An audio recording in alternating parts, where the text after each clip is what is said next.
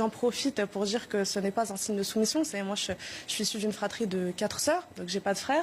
J'ai jamais eu de discussion avec mon père concernant le voile. Il n'est pas intervenu dans ce choix qui était le mien. Donc vous considérez que je peux terminer. Alors, on est quand même les principales concernées par le débat. On a été absents pendant plus de 80 débats. Donc je trouve que c'est important quand même que vous ayez la décence de m'écouter et que je puisse terminer mon propos.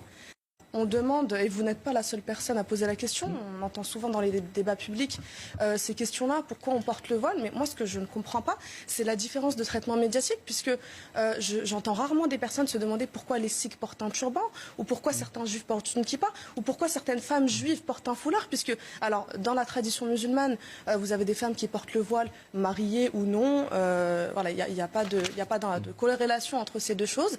Et dans la tradition juive, je ne sais pas si vous le savez, les femmes se couvrent après le mariage. Donc, pourquoi est-ce que... Très minoritaire. C'est quelque chose... J'ai beaucoup d'amis juifs, effectivement. Très non, mais vos motivations. Donc, c'est un choix religieux. C'est une question de chiffres. C'est-à-dire... C'est une question de chiffres. Non, mais pas seulement. Quand ça concerne... Alors, vous dites c'est religieux. D'accord. Je vais citer Naëm Bestanji, que je cite régulièrement désormais dans cette émission. Le voile n'est pas une prescription coranique, c'est l'innovation islamiste pour apaiser la libido des loups, l'instrumentalisation sexiste, identitaire, politique de l'islam. L'obligation religieuse du voile a été créée par les intégristes. Il s'agit d'une hérésie sexiste combattue par les musulmans rationalistes Coran à la pluie. Le Coran n'a jamais employé le mot voile. Ce terme ne figure dans aucun des 3234 versets qu'il compose. C'est une création postérieure faite par la charia et soutenue par certaines traductions françaises. Les islamistes fondent pourtant leur légitimité sur leur soi-disant fidélité au texte qui permettrait d'être au plus près du désir de Dieu. Or, en utilisant voile dans des versets arabes qui n'en parlent pas, cette première contradiction n'est pas la dernière. Donc, je veux dire, j'ai envie de vous dire... ça n'existe pas. Est-ce que je peux répondre évidemment, vous êtes là pour ça. D'accord. Alors, ça me fait doucement sourire parce qu'aujourd'hui, on a la chance que 98% de la connaissance soit accessible sur Internet. Donc, il vous suffit de vous procurer un exemplaire du Coran ou même d'aller sur Internet pour lire les textes. Le voile est cité. Alors, je termine. Il est cité, le mot voile est dans le Coran. Dans le chapitre 24.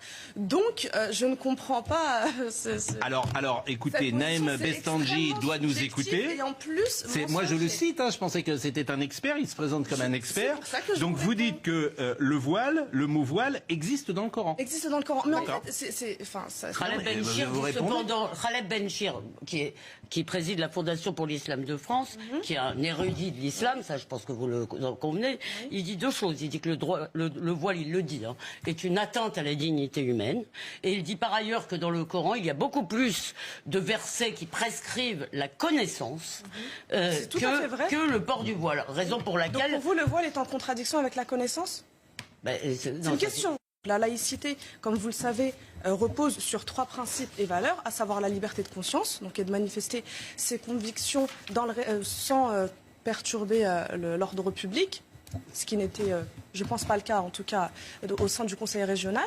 Vous avez également la séparation entre les institutions publiques et les organisations religieuses. Et enfin, l'égalité de tous face à la loi, quelles que soient les convictions ou les croyances. Donc, moi, je me demande, aujourd'hui, je me pose la question, est-ce qu'on défend la laïcité ou est-ce qu'on est en train de tomber dans le laïcisme? Puisque la laïcité n'est pas une nouvelle religion qui tend à effacer ou à supprimer toutes les autres, c'est l'art de vivre ensemble. Vous dites que vous n'avez subi aucune pression, je vous crois complètement.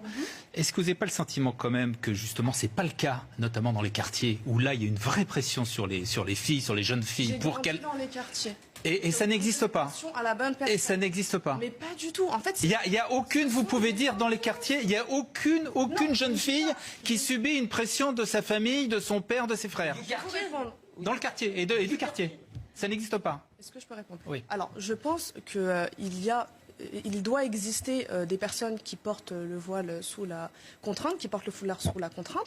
Aujourd'hui, ce que je vous dis, c'est que ce n'est pas la majorité. Et on est nombreuses à avoir l'impression que vous voulez généraliser en fait ce phénomène isolé et nous coller cette étiquette. Moi, et la deuxième question. Et la deuxième... Alors, je peux terminer. Oui, j'aimerais... Ce serait agréable de pouvoir terminer mon propos. Non, mais votre réponse est claire. Non, elle est claire, mais elle n'est pas complète. Donc, moi, je tiens à rajouter que quand on associe le port du foulard à l'inégalité homme-femme, moi je me sens oppressée par la vision de certaines personnes misogynes et machistes qui veulent définir à ma place la notion de liberté. Pour moi, ça, c'est une vision liberticide. Moi, je défends un féminisme pro-choix, c'est-à-dire que la femme doit être libre de se vêtir comme elle veut, de porter une mini-jupe, un couvre-chef, un chapeau, un voile, ou ce qui lui chante, sans que qui que ce soit, puisse lui imposer de faire autrement. Le voile peut vous heurter personnellement. De là à faire une loi pour empêcher les femmes de porter leur voile, lors des sorties scolaires. Pas partout. Ou dans l'espace public, comme demande Marine Le Pen. Lors des sorties scolaires, mais à ce moment-là, quelle est l'étape suivante? C'est-à-dire qu'à un moment donné, est-ce qu'on va interdire aux mamans de venir récupérer leurs enfants parce que c'est dans l'enceinte de l'établissement? L'espace public, Marine Le Pen demande dans tout l'espace public. L'espace public, effectivement. Donc en fait, jusqu'où on va aller? Et dans l'espace public. Vous parliez d'islam politique, on pourra peut-être l'aborder plus tard. En tant que musulmane, je ne comprends pas ce que signifie islam politique, donc peut-être que quelqu'un ici pourra définir cette expression.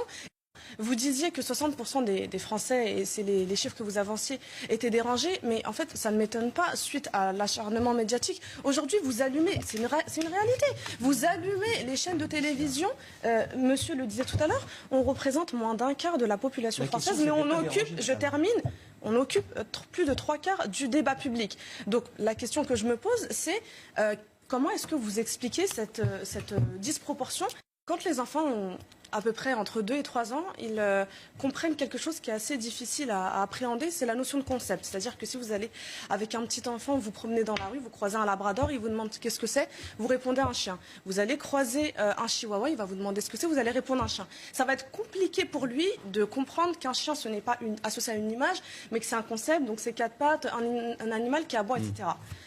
Ce qui me désole aujourd'hui, c'est que j'ai l'impression que pour beaucoup de personnes dans la sphère médiatico-politique, la réflexion est restée à cet état primaire. C'est-à-dire que souvent, l'islam, c'est une paella dans laquelle on parle de voile, de terrorisme. Alors, on parle de la situation dans les pays musulmans. Ça n'a pas été le cas dans cette émission. C'est terminé, ça. Bon, je voudrais ça arrive souvent. Je remercie Sarah El-Attar, qui est manifestement brillante, très intelligente, très argumentée et très solide sur ses convictions. Et je porte un foulard.